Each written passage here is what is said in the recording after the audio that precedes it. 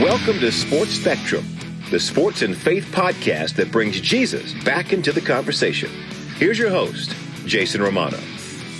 Hey guys, welcome to Sports Spectrum. I am Jason Romano. So glad you're tuning into our show today. We got a really great program with Brenda Schultz-McCarthy, former professional tennis player and the fastest serve in the world. We'll tell you a little bit more about Brenda in a second. First, we want you to make sure that you check out our website, sportspectrum.com, the home base for all of our content. Make sure you check out that website every day because there's articles updated and added every day. There's devotionals that are updated and added every day. Devotionals Monday through Friday, by the way. So if you're looking for a devotional to do with someone, it literally takes a couple minutes. There's a Bible scripture at the top and a little topic and a couple paragraphs. You can check it out at sportspectrum.com. And every podcast is there as well. Every single podcast, 600 plus podcasts, are all available at sportspectrum.com. And maybe you have an idea for a guest. This Brenda Schultz-McCarthy interview that we do today actually came from someone who emailed me an idea to talk to Brenda.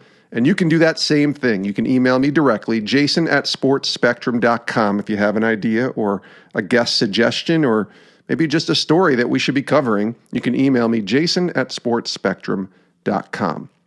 And we are presented today by our friends at Compassion International and the Fill the Stadium initiative. Because of COVID-19, children around the world are living in poverty, and the issue of food has gone from hunger to starvation. The pandemic has magnified their needs, and they are in crisis. And that's why we're partnering with Compassion International that helps kids in poverty all around the world meet their basic needs, like food and clean water and education, so they can not only survive, but reach their full potential.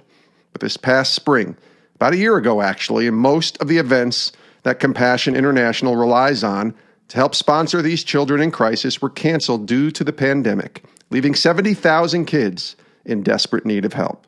70,000 also happens to be the average size of many pro football stadiums that were once filled and now sit mostly empty. Each of these 70,000 empty seats represents a child in crisis who needs you, who needs us to step up and fill the stadium. You can join me, join Compassion, and our pro athlete friends to help fill the stadium right now by going to that website, fillthestadium.com. Fillthestadium.com, click Give Now, and help release a child from poverty. This is a stadium that cannot remain empty.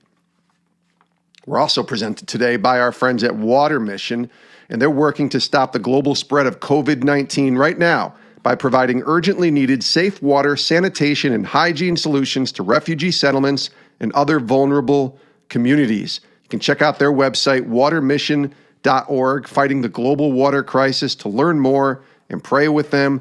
Listen to this. 2.1 billion people lack access to safe water around the world. 2.1 billion people don't have safe water every day to drink.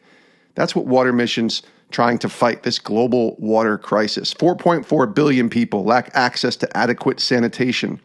These are billion with a B, these numbers. This is nuts. And this is why Water Mission and what they do is so important. And they serve all people, regardless of age, gender, race, or faith, but they are motivated by their faith in Jesus, the living water, providing sustainable, safe water solutions through a Christian worldview perspective. Check them out at watermission.org to donate, to pray with them, and to learn more. Watermission.org. All right, let's get to our conversation with Brenda Schultz-McCarthy, the former professional tennis player. Her highest ranking was number 9 back in May of 1996. She reached the quarterfinals in singles competition of both Wimbledon and the U.S. Open in 1995 and reached the finals of the U.S. Open and the French Open, both in the Grand Slam doubles competition.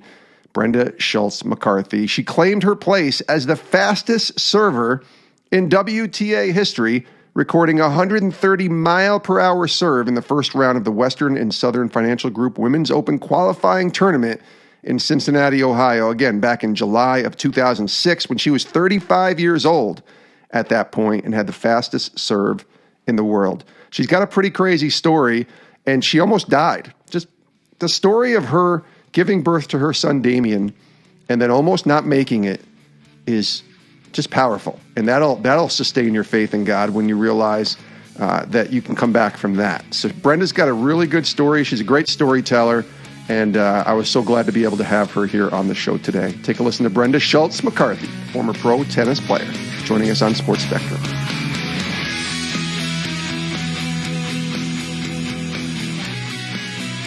Brenda, welcome to Sports Spectrum. Yeah, it's exciting to be on. Thank you, Jason. Absolutely. Good to talk to you. Good to see you through with our Zoom recording. And let's start right with going back and let's learn a little bit about your story. Because I understand before you were even born, as I was doing my research, your mother was facing difficult circumstances growing up in Holland. So tell us about your parents and maybe the situation growing up. Right. Now, my mom and dad, my mom was born a believer. You know, she went to church and everything, her whole family. And my dad wasn't. So in Holland, what I realized later, because when I came to the States, there was many more people going to church. But when I grew up in Holland, especially because I was a good athlete from a young age, from 9 years old, I started being in finals of tennis tournaments. And I started when I was 8, but I guess I was very strong, tall, big serve from the beginning. So on Sundays was the only day that you could go to church in Holland. And it was only at 10 o'clock in the morning. Now, guess what? When the finals was from the tennis tournament, was at 10 o'clock in the morning on Sundays. So it's kind of like the joke is with my husband when he played college football, but he said, if you don't play on Sundays, you're not a real football player. So in tennis, you know, when you're good, you play the finals on Sunday. Yeah. And I think that's where already the disconnect for me started. That a lot of my friends from the tennis world that I was friends with, they couldn't make it to church and they got distance from believing from that. And I think my dad happened already because he was a very good soccer player from when he was young.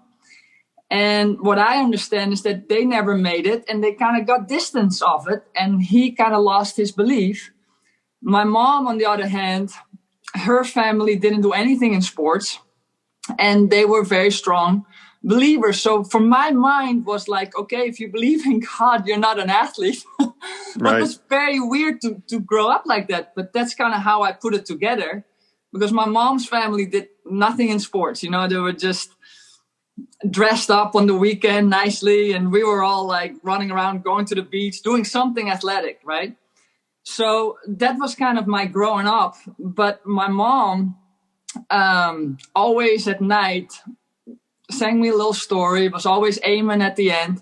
And she was always like, you know, I think what she would tell me the message was, Bren, I believe there's a God, but anyway, just be a good person. You cannot tell me, she said, that God wants you to be a good person. Good person means what I learned later, not just opening up doors for people, but be good for the earth. That's why we eat organic. And, you know, it's a whole spectrum, right? It's not that simple sometimes of don't lie, don't steal. I mean, there's a whole thing about it that when you get older, you're starting to put all the pieces together. Now, what did happen in her life was she was in the war, right? My dad was too, but my dad was 10 years younger. So my dad was from 8 to 13 years old, and my mom was 18 till 23. So you obviously realize it much more. Sure. So she had a boyfriend that she says she was, for that 5 years period, you know, she was really in love with him. And at that time, a lot of the Dutch people were hiding the Jews in their houses and things like that. So his family did that. And he got shot kind of like very close to my mom. My mom could run away. So she got a little bit messed up with her belief in that time because she felt like there was a lot of hypocrites out there, so to speak. Sure. And so that probably didn't help the situation, that we got a little bit away from it. And it wasn't until she passed away that Sean, my husband, when we got married, Sean, my husband, he's a believer, grew up Catholic in Cincinnati. And the reason why I kind of start figuring out with the sports part, that was so different between America and Holland, that all his friends were in sports. And they could go Wednesday, they could go Thursday, they could go Saturday morning, Sunday. They had so many different times that they could go to mass. That in Holland, like I said, it was Sunday morning, 10 o'clock. That was the only time. And he said, all my friends, actually my basketball players, the swim friends, all my friends came from church because everybody had big families, 10 kids, 8 kids. And he said, everybody in my street, we all played football or basketball or whatever, and then we went to church together. It all fit in. So it wasn't until my mom passed away that I suddenly freaked out, because that's when you start realizing, like, okay, now where she go? She did all these things for me. She drove me to every tennis tournament and made me where I am now. I was at that time 11 in the world, and had my highest ranking. And 2 weeks before me and Sean got married, that's when she passed away. So it was very confusing for me. I had the man of my life. Everything was going good. I went from 30 in the world with Sean, meeting Sean at 30 in the world. And a year and a half later, I'm 11 in the world. That I wasn't be able to do from when I was 18. I was 30 in the world. And we got married when I was 25. So for 6 years, I got stuck at 30. I couldn't beat those top 10 players, right? So I finally, everything clicks. And then suddenly my mom passed away 2 weeks before the wedding. And she was in perfect health before that. She got an aneurysm. And 3 days later, she died. So now I was in this moment like, okay, there must be something else, right? There must be something more to life than she's, like my dad believed, you're 6 feet under, it's done. Yeah. And I couldn't grasp that. I was like, no, that cannot be possible. And then that's when I called Sean, my husband, and I said, Sean, either I quit tennis or you have to quit your job, being a stockbroker at that time. And he was nice enough to say, no, you're doing so good in tennis. It's not going to be forever that you can be on the top in your game. I'm coming to you. And then he right away got in there and he's like, no, she's still there. It's not over. And he kind of got that whole belief system working for me. And luckily, I got where I needed to be, but it was a difficult time, but it was, things happen for a reason. So, well, I'm glad I asked that question because there's a lot to unpack there. Even just the idea of being so consumed with sports as a young person, right? And you're all in and that's your life. I mean, you turned pro when you were 15, I read, but it was before that you're playing tennis, obviously, to be able to get to a place to turn pro at the age of 15. So walk us through, because there's a lot of people who listen to this show who are parents of kids in sports, mostly believers like you and I, and people who are kind of wrestling with that whole Americanized version of just do sports and go and do what you got to do when you got to do it. But there's also this faith component and an important part of a lot of people's lives. And some people have been able to adapt to that well, but others haven't. And other people drift a little bit and maybe don't go to church for a long time. And I know church wasn't a part of your childhood much. I mean, with your mom, it was on Sundays at 10 a.m., like you said. But walk us through what it was like being, I don't know if I want to call you a child prodigy, but certainly somebody who was enthralled into the sports world at such a young age. Right. Yeah. From a young age, it was like we all started tennis at the same time. My mom, my dad, me, my sister. My sister's 5 years older. So I was like 7, actually, that I start hitting against the wall because I wasn't at the club. You had to be 8 in order to get on the court. And my dad was a soccer player, like I said. And soccer at that time wasn't for girls in Holland. It's kind of like how you would see football here. And later on it became, but way, way later, really when the USA started doing so well in soccer with the women's. So my dad was like, what am I going to do? I got 2 girls, can play soccer. he was kind of pissed off about that. He wanted 2 boys, but okay, he got 2 girls. What are we going to do? And somebody from his work, he was a meteorologist at the airport in Schiphol in Holland. And they started this tennis club for the KLM. KLM is a big airline in Holland. And they started this tennis club just for the people to work at the airport. So my friend said to my dad, you have 2 girls. Tennis is just a wonderful sport for your girls.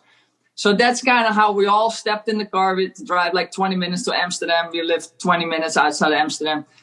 And went to the tennis club like 3 times a week. And if I wasn't there, for some reason, I fell in love with the wall because I had to only play the first year against the wall. And my dad would say, hey, if you make it 10 times in a row, you get an ice cream or something.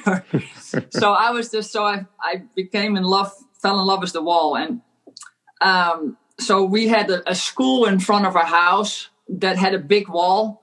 So every day after school, I would hit against this wall. And like I said, I became hitting against the wall. A year later, I started beating all these kids that were actually playing tennis on the tennis court, but I was beating them. And then it was weird because people asked me, when did you know that you were going to be a good tennis player? And it was weird. At 9 years old, people already said, she's going to be amazing. And I'm 9 years old. I got 2 boys myself right now who are 9 and 11.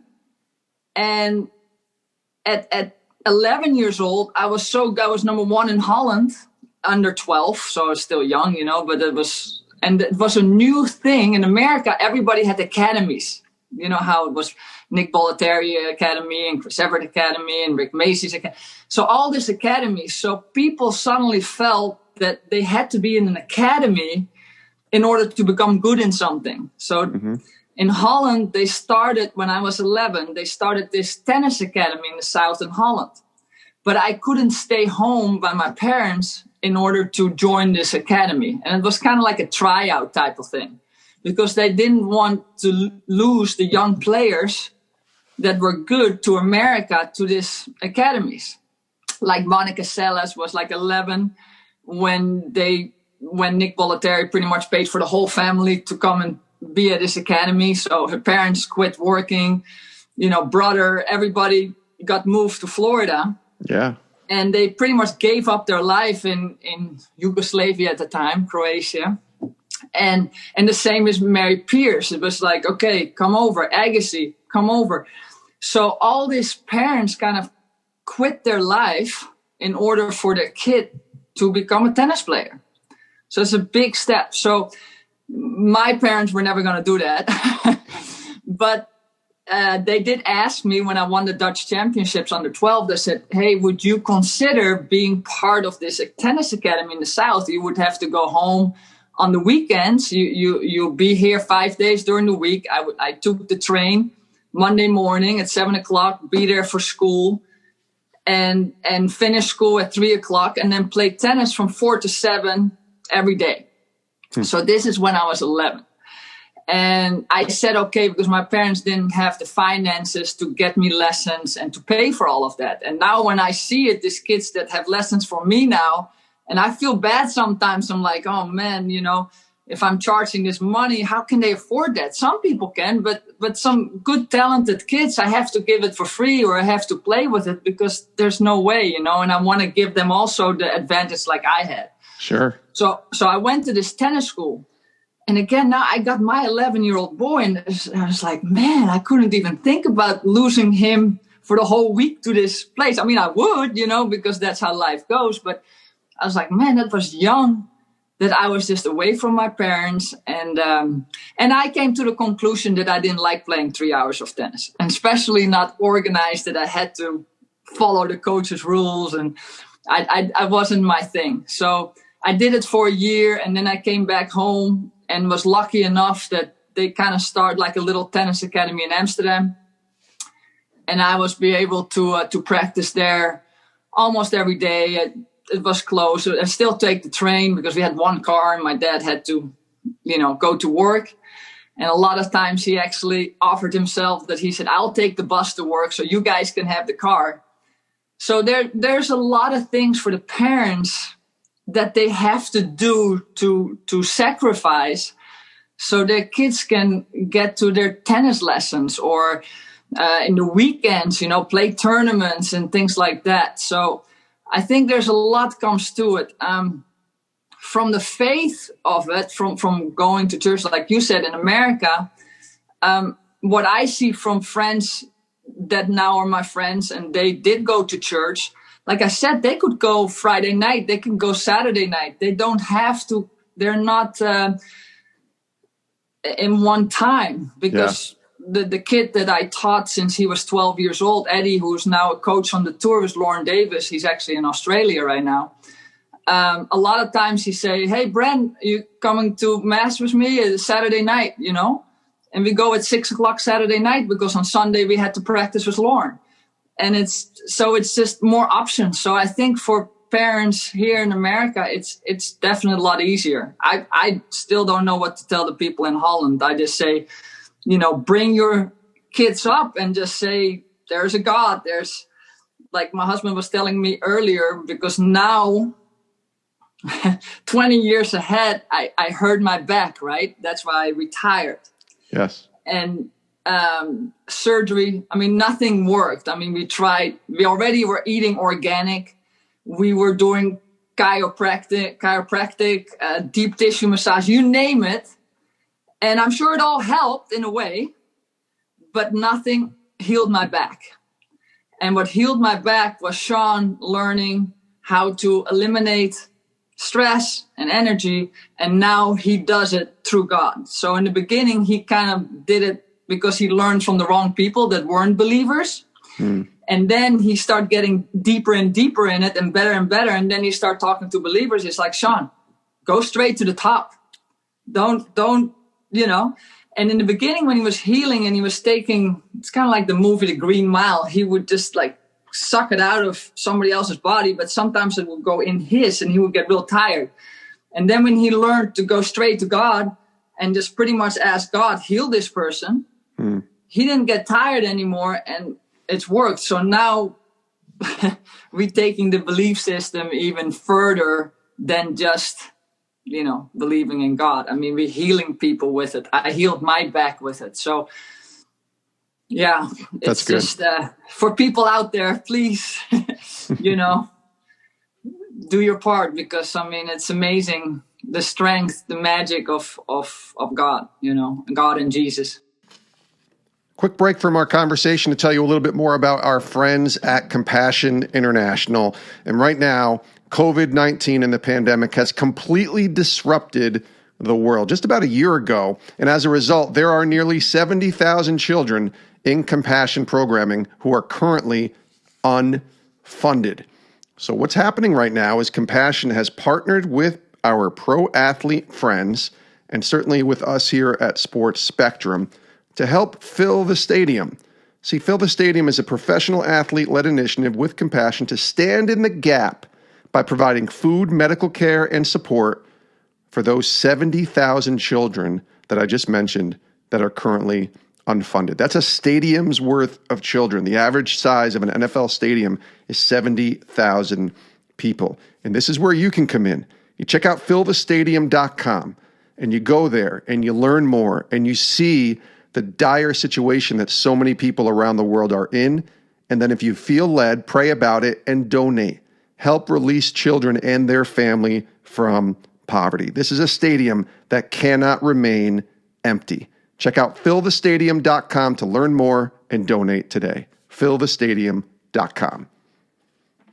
We're also presented today by our friends at Water Mission, a nonprofit Christian engineering ministry that fights the global water crisis with safe water, sanitation, and hygiene solutions in developing countries and disaster areas. The organization has served more than 5 million people in 56 countries, and it was born out of the need for safe water following Hurricane Mitch back in 1998, and it's provided relief following some of the world's most devastating disasters, including the one that we're currently in with COVID-19 and the pandemic. The global water crisis, it's a real thing. 2.1 billion people lacking access to safe water 4.4 billion people lacking access to adequate sanitation. And those statistics were actually before the pandemic. So the pandemic has only magnified the needs that Water Mission supplies. So you need to go check them out at watermission.org to learn more, to pray with them, and to support. If you feel led, we'd love to have you partner with us and donate to Water Mission, fighting the global water crisis, watermission.org. This is Brenda Schultz-McCarthy. She's joining us here on Sports Spectrum. I want to ask you about two poignant moments in your life. And one was in the mid-90s, and you were doing well, and you had the injuries and came back because it was at, I believe, in your mid-30s when you had the fastest serve in WTA history, which is crazy when you think about it, in your mid-30s, and a lot took place. And then there was this moment in your early 40s, you mentioned your son, where you almost didn't make it in giving birth to your son in 2011. So let's start with the mid-90s moments. And certainly you talked a little bit about what took place with getting married, with your mom's passing. But then there was some injuries that took place too, as far as physically for you. So a lot going on there. Right. So what happened was, so at the mid-90s, like 1995, I had my best highest ranking, 9 in the world, was making it into the championships. In tennis, you got something, it's called the Masters. At the end of the year, there's the first 16 players will make it in the Masters. Now they cut it to 8 players. Mm-hmm. But I was making that for the last 5 years, kind of from when I met Sean. So from when I was 24 to 29. But at that 25, my mom passed away, and I was fighting it. You know, I was feeling better, and I believe she was still seeing it. But I was still, what I learned later, I was still grieving. And I never, in tennis, because there's not an off season. We have one off season in the month of December, but you still have to practice because in January, right now, you know, you get the Grand Slam of the Australian Open coming up. And that's normally in the mid-January. Now they postponed it because of COVID. They postponed it to mid-February. Yeah. But, you know, you really don't have an off season. So when my mom passed away, I had to go out there 2 weeks later and perform in front of 20,000 people in the French Open. And I had these moments that I looked in the stands and I would see my mom. And I was like, no, that's not possible. You know, she cannot be there. So I was obviously not completely perfect in my mind. You know, sure. I was still kind of getting over it. So I fought that for about 4 years. So at 29, I hurt my back. I herniated my disc. I flew to Australia and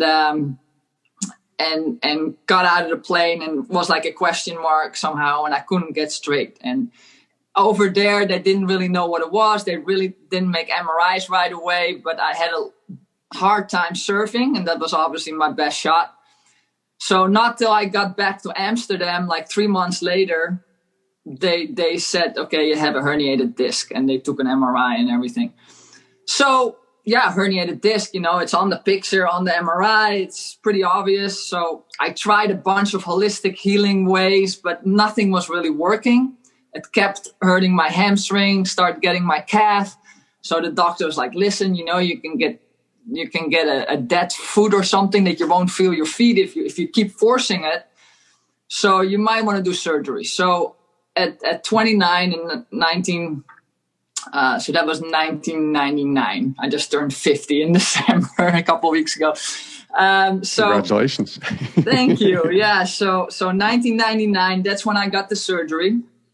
And after the surgery, I tried to come back, but it felt bad again. So the doctor said, listen, that serve because at that moment I had the fastest serve in the world, and that was 121 miles an hour.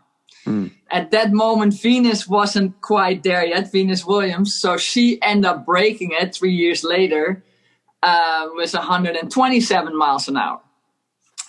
But I said, okay, tennis is over then. If I cannot hit my big serve, sure, I have a forehand and a backhand, but the serve made me special, right? Sure. So my husband was like, okay, what are we going to do? I said, okay. And he kind of, because when he quit his job, he started doing everything possible to get me where I needed to be. So it was like, okay, when he first met me, it was like, Brenda's a head case. Okay, what are we going to do about it? said, I don't like psychologists. I don't like reading. So it's like, okay, Napoleon Hill, Anthony Robbins, let's just buy the books on tape. And when we sit in the plane, we'll listen to it, or we drive somewhere, we listen to it. And I end up loving listening to these people and learned a lot. I start learning later that as much as you work on your forehand and your backhand and your physical part, your movement, and you get massages, you need those tricks too, right? And I didn't see it that way. I thought if you had to go to a psychologist, you were crazy. So I was like, I'm not crazy. There's nothing wrong with me. Right. But I did get nervous, and there's certain tricks. So anyway, so first he did that. Then we went to some seminar from Anthony Robbins, and he was more, it wasn't his thing. He was more the coordinator. So it was this 10 speakers. And this one guy that spoke was used to be the head of the cancer research of America. And he quit his job because he wanted to get out to the people. And especially when you're doing events with Anthony Robbins, so like 20,000 people in Miami Heat Stadium. And he came on stage with his wife and his 2 little kids. And he said pretty much like, if you give your kid a Coca-Cola, you might as well slap him in the face. So he said 10 foods to stay away from. So it was like hydrogenated oil, margarine, every fake sugar, aspartame, you name it. So we literally came back in the house, and we were 25 years old. We just married. And we were like, every cereal box had hydrogenated oil, and all the yogurts had aspartame in it because all fat-free and sugar-free at the time. My lovely frozen yogurts that I like too. Mm-hmm. And there was nothing left in our fridge. There was nothing left in our cupboards. When we took the 10, and this has nothing to do with organic yet. It was just 10 things that he told to stay away from, that you had chances of cancer would be a lot less. So I learned more about the motivational parts from Anthony Robbins. Napoleon Hill I liked him a lot. And then we learned from this guy what to eat, what not to eat. But I still hurt my back at 29, So I did a lot of things right, but there was still a component missing. And because of that MRI and they saying, you got to, we never looked at it at a mental, I have to say, the French Open doctor, this guy in the French Open, he was like, it's all on our head. Yeah. When you're crooked and, you have a herniated disc, you kind of like, and Sean, we didn't even fight him. We said, okay, so how do we fix it? Right. But he couldn't tell us how to fix it. So here, like, okay, what are we going to do? Won't play tennis anymore. I always missed when I was a kid. I missed I liked horses. I liked other things than just tennis. I was kind of an all-around athlete. So when Sean was like, what are we going to do? Right at that same time, I helped this camp out in Montana in Big Sky. And the guy was in the morning, he played tennis with the kids for 2 hours. In the afternoon, he would either go rafting, horseback riding, hiking. And I said, that's what I want to do. I want to buy land and have this tennis camp, but do have 3 hours, 4 hours of tennis, but there's still a lot more hours in the day. Yeah. And do horseback riding and kayaking and paddleboarding and tubing in the river. So that's what we end up doing. And we did it for 5 years. We bought the farm in Virginia that we still have. We bought 300 acres and, developed this tennis camp that was in the morning was tennis, in the late afternoon was tennis. And then in the middle of the day when it was hot and kids didn't want to be on the tennis court, we have a river on the property in Virginia. So we had 1.5 miles of river. So we go tubing in the river ended up in the lake, go kayaking, had some horses. So did exactly the dream that I missed out of, I felt like when I was a kid, right? So did that for 5 years. And then Sean went to the seminar, and it was about eliminating stress, about energy healing. And we knew a little bit about it, but not a lot. And that's when the guy said, first thing he said, what happened in Brenda's life when you think what emotional could have happened that triggered this back injury? And Sean was like, she tripped over a line, and that's what they think that had the injury. He said, yeah, but did anything emotional happen? She's like, now, she lost her mom, but that was 3 years before that.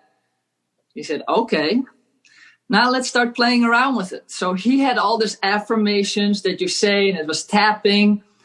And like I said, it didn't have to do that much with God yet. It was more scientific way, I would say.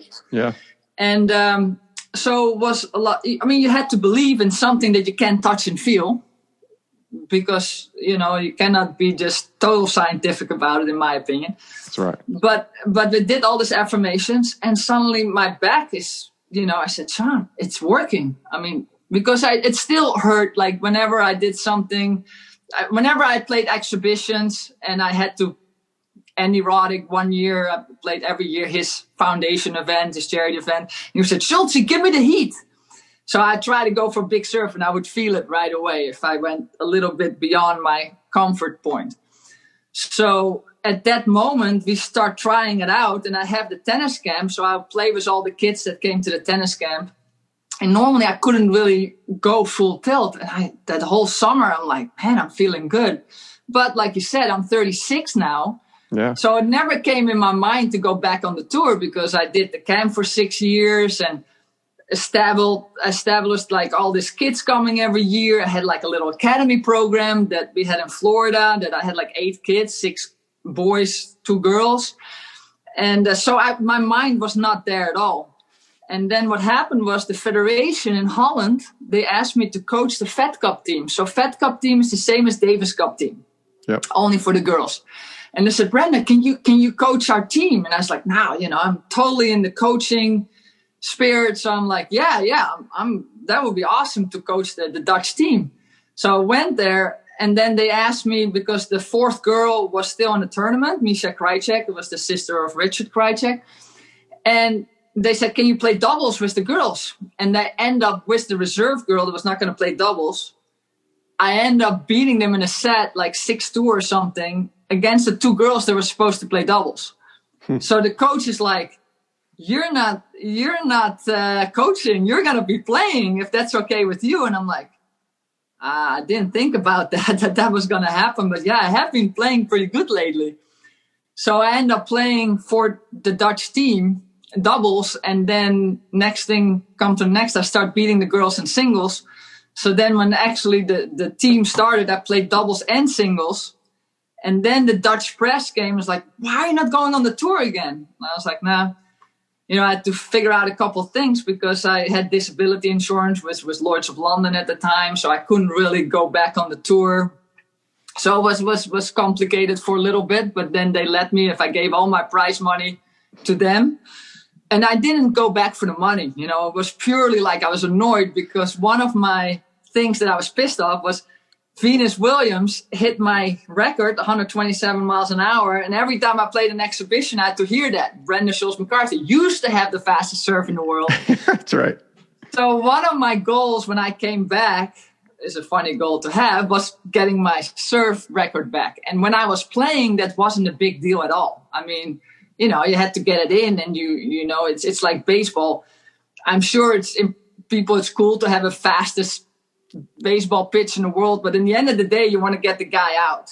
Yeah. And you're probably going to get the guy out more with a slider or a knuckleball, or, you know, than maybe a fastball. So it was the same for me in tennis. I was more concerned about mixing up the serve, hitting the slice, then going down the tee, than really the speed of it. But when I came back home, I was like looking at that clock, like I'm going to, you know. Yeah. So in Cincinnati, I played on the center court, and then there was a clock, because when I was coming back, I had to start at 1,500 in the world.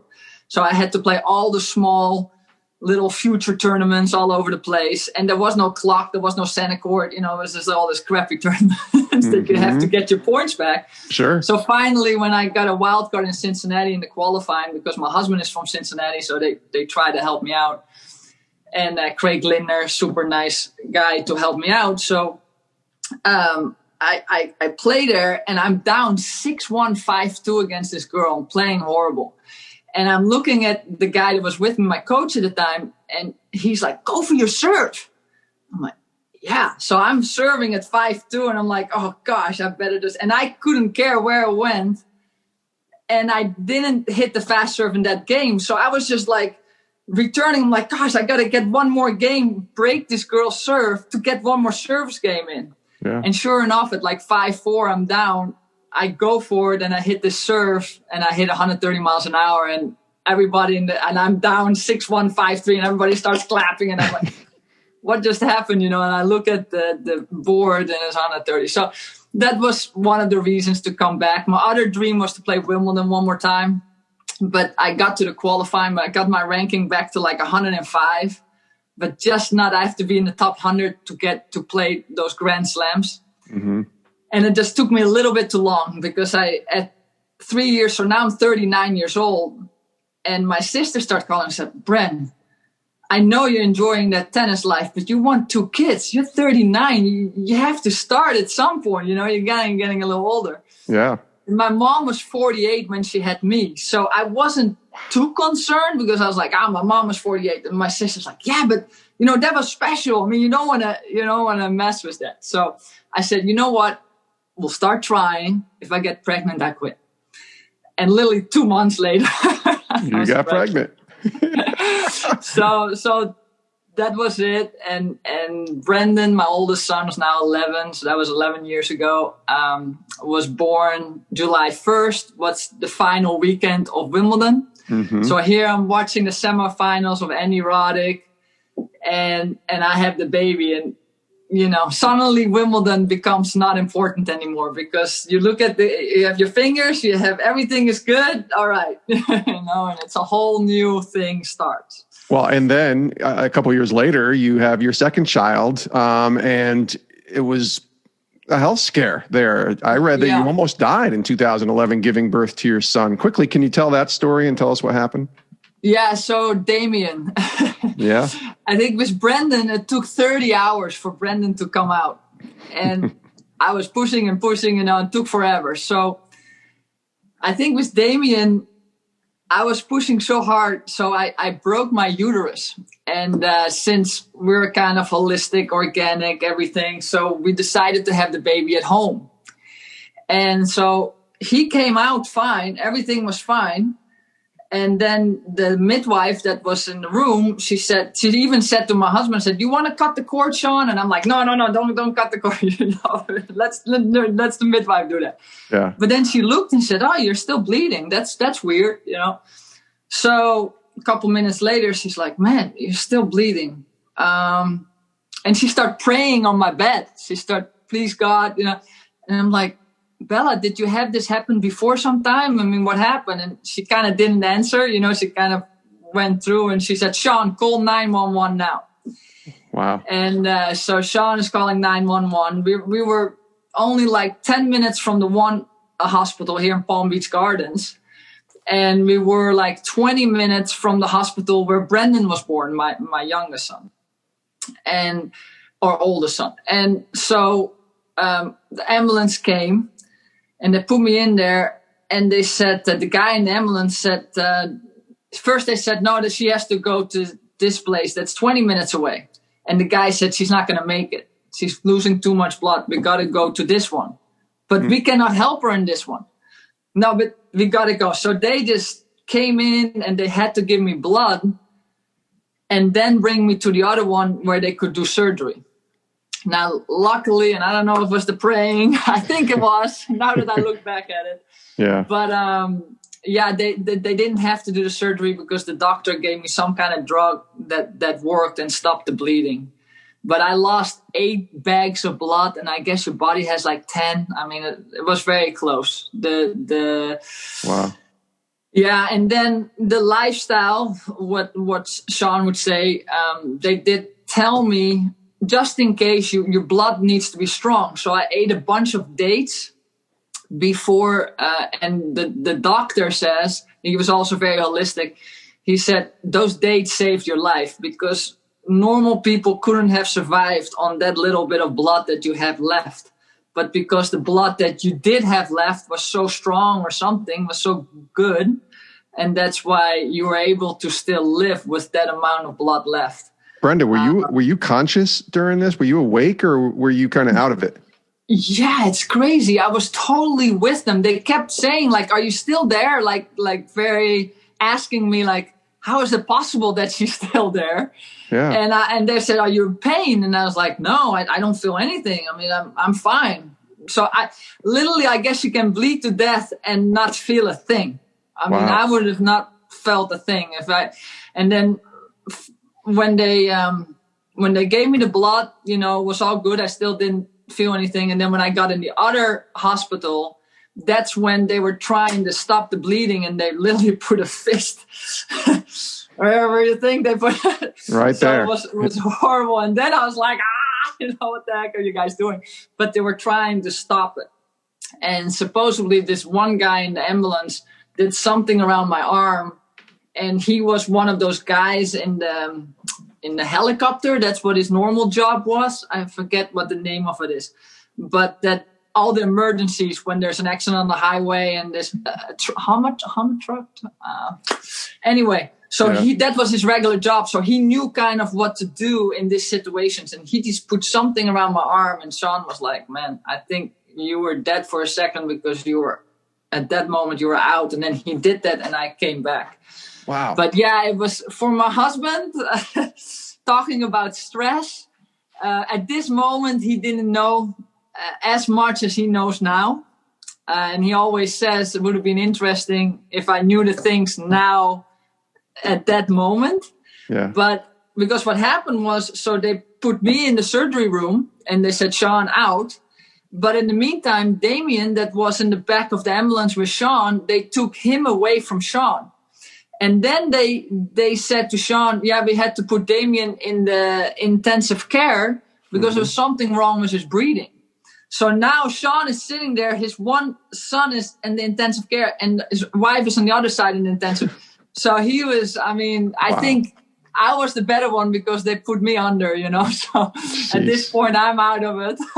Seriously. Well, let me ask you about waiting. What did that do to your faith later on? And certainly you've talked about how important God is to you now, but kind of going through that, not just the time when you lose your mom, but the healing, and you see how God kind of brought you back to be able to have that fast to serve, and then a real near-death experience here. Mortality is something we all got to deal with at some point. And I think the faith component helps us kind of be confident in knowing that this is going to happen and we're going to be okay. How did that strengthen your faith? As we wind down here, I want to ask you that because I know the faith component is so important. How did that strengthen your faith to where you are today?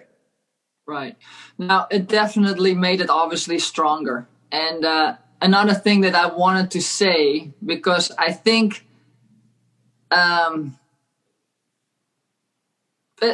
at that moment, I wasn't even panicking so much. Wow. So it was weird. Like I had such a strong belief that I never had a moment feeling that I was going to die. Even that Sean would say in the back of the ambulance that I was pretty much dead. Yeah. But I never felt for a second that was going to happen. Not for a second. Nothing went through my brain like I'm actually dying. So maybe that's why I didn't. I don't know. But my belief was already really strong. But for just the watchers, like you said, that the parents and the kids that are watching or the athletes, I really felt that I missed out being a kid growing up and not having that belief. Because I played against a lot of like Michael Chang or Ancha Sanchez, that every time on matches, they were doing this. And I feel like they had an extra person on the court, you know? Yeah. Because they had that extra belief. And I was always battling myself. It was all me. If I missed the ball, it was me. If I lost, it was me. If I won, it was me. There was no strength. And now with my boys, it's so nice to see that whenever there's a thing that's not going well, and we're all praying, every night we ask the boys, we say, tell us the good things that happened today. And in the beginning was hard for them because it's easy to look at things that are not good for some reason. Humans are made like that. And then after a while, it's like 3 things to say. Can we say 4 things, Daddy? Can we do, And the one boy, it's easier for him to come up with them than the other boy. So it's just funny to see. But when it all comes down to it, it's so nice to be able to sit there with the family and say, let's pray on it. Let's pray on it.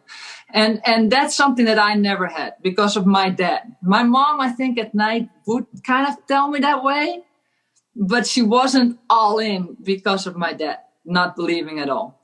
And it's nice as a family now, me and my husband and my boys and everybody that kind of we have involved in our life. And even with the foundation, my thinking of making a ministry, because sometimes you're still getting people there that are not believers. They're great people, and they want to get healed, and they, of course.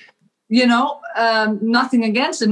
My sister still, I can't convince her, even that she believes that my mom turned into a bird, but that she sees flying by. Mm-hmm. But I can't do that. But at the camp, we really want to get just believers, kind of. We want to go that way, because that's how we heal, that's how we feel, and that's what we want to be surrounded with, our boys and our family. So yeah, to answer your question again, I mean, it makes life just so much easier to believe in that greater God out there, Yeah, and it gives you purpose to point people, like you said, with a foundation, to be able to point people to God and not to you or not to us as human beings, which is so cool. I want to close with the foundation, TedsFoundation.org. Its mission is to teach people how to holistically approach their health and way of living. You've kind of alluded to it a few times in our conversation. Quickly tell us about what that is and your mission and being, involved in that today. Right. Now, it's the TED stands for what you think, eat, do, serve yourself and others. So what we have found is that first it was the thinking part, was Anthony Robbins, Napoleon Hill, think the right way. Then it was the eating part, that we learned how to take certain foods and put the right things in your body so you can be more connected with God. Yeah. Because if you eat donuts or your body is inflamed, you cannot listen as well. That's how we see it now, because there's a lot of people go to church and then they give my kids starfish and goldfish and all kind of stuff. And it's a bummer, because you almost want that all to go together, Sure. That you say, to be this person, God in the Bible, I know that verse, treat your body like a temple. Yes. I mean, what exactly does that mean, And we're trying to teach our kids, because they want to have gummy bears and all kind of stuff. So it's like to whole foods, whole thing. So anyway, think, eat, do, serve. And then when you're doing all those things and you're putting it all to action, then teach others. So that's kind of serving others and serve the earth and the whole spectrum. Now we're kind of going to a connected healing farm. We're going a little bit to the connected part, because we feel like if all those things are connected, that makes it a whole circle of life, that it all works together. It feels like if there's one piece missing of that puzzle, for some reason you don't heal right. If somebody does everything right, like me, I ate right, I thought right, but I still was hurt because I didn't. I had the mental part. There was stress in my body. So somebody else, they might have the mental part good and they think right, but they don't eat right. So they put all that inflammation in their body, what throws them off. So what we've learned and what we want to teach at the farm, and the farm is such a nice place to teach it because it's kind of in the middle of nowhere, it's out there. And it makes it easier for people to kind of unplug and rewind. To get that whole circle, to get every piece, and to see what piece is missing, so they can be connected to the earth and to God. That's awesome. TedsFoundation.org is the website. All right, so let me ask you this final question. Do you allow yourself to have, some yucky food every so often, some dessert, some pizza? Do you allow yourself to have that, or are you pretty strict all the time and sticking to what you eat? We're actually eating everything under the sun. We eat pizza, what we're trying to do is make it ourselves. I got you. Okay. So, we get the stuff at Whole Foods, we get the pizza crust. Sometimes Francesca, the girl that helps us out, she's from Italy, so she can make the pizza herself, but I'm not that talented. That's a good way to do it. Yeah, so we just try to put good things in the food. So even the boys, they'll try to figure out how to make their own donuts or how to make their own marshmallows. Because It's so much fun to sit on the campfire with a marshmallow. But what we really realized, it's more the food that has all the synthetic, all the things that your body doesn't recognize. Processes. So we eat everything. We have our own cows. We are not vegans. We have our own cows, our own chickens. We make pancakes, We have our own blueberries. We have our own raspberries. We have our own... We grow everything at the farm. Apples, cherries, you name it. And we... most of the time sweeten it with maple syrup or honey. So it's most people come to the farm and they think that they're not going to get all this food, and it's like, oh man, this is awesome. I mean, I love this raw milk from the cow directly, and they even can help to milk the cow. But yeah, I mean, it's hard sometimes to make people understand, that it's just real food. Yeah. And it's not necessarily that you can't eat anything. It's just the things that God made for us. Yeah. And that actually tastes pretty awesome. Oh, that's good. I want to come over and I want to have some dinner with you guys and get some of that pizza from Francesca and hang out with you. Brenda Schultz-McCarthy, thanks for joining us. Thanks for all the time you spent. Thanks for being so candid and all the stories that you shared. All the best to you and your husband and everybody. And thanks for joining us.